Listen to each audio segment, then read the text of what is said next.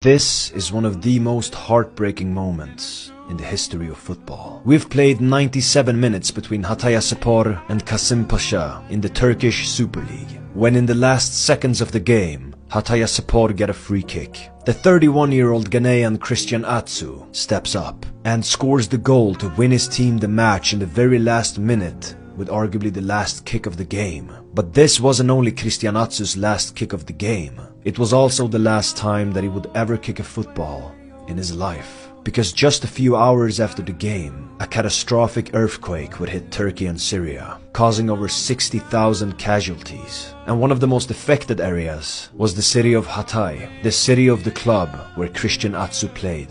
And just a few hours after his heroic last-minute goal, he would tragically lose his life in the earthquakes. And you know, I have to make this video, because Christian Astu wasn't just an amazing footballer, he was also a spectacular human being. And the story of this great man deserves to be told. Christian Astu grew up in extreme poverty in Ghana, and he was one of 10 siblings. But through his God-given talent and hard work, the beautiful game of football would take him out of poverty. And at 17, he would sign for the Portuguese giants FC Porto. And the current captain of the football club Juventus, Danilo, who used to captain FC Porto and played with Astu, told a story about when they used to have lunch together, they would always eat chicken. And Danilo told how Christian Astu would also eat the bones of the chicken, not just the meat, but the whole thing, which would make Danilo and the other teammates ask him, "Christian, what are you doing? Why are you eating the bones as well?" And without getting upset by the question,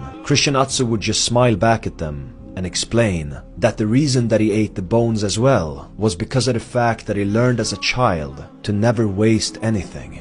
Because growing up, he came from the kind of environment where he didn't know when he would have his next meal. And this incident was apparently life-changing for Danilo, because it really opened his eyes and gave him a lot of perspective to a lot of things. And that's what Christian Astu did to a lot of people that he met. He was the kind of person that gave the people he encountered huge life lessons through the life that he had lived himself. And of course, on top of that, he was also an astonishing footballer. They even called him the Ghanaian Messi at times, and I know that calling someone the new Messi is something everybody says as soon as someone has a little bit of potential, but he really deserved that title. I mean, he led Ghana to the final in the African Cup of Nations in 2015, where they lost on penalties to Ivory Coast. He became the best player of that tournament, he scored the best goal of the tournament, and he even almost won them the final with what could have been the goal of the year. He was an amazing footballer, there's no question about that. But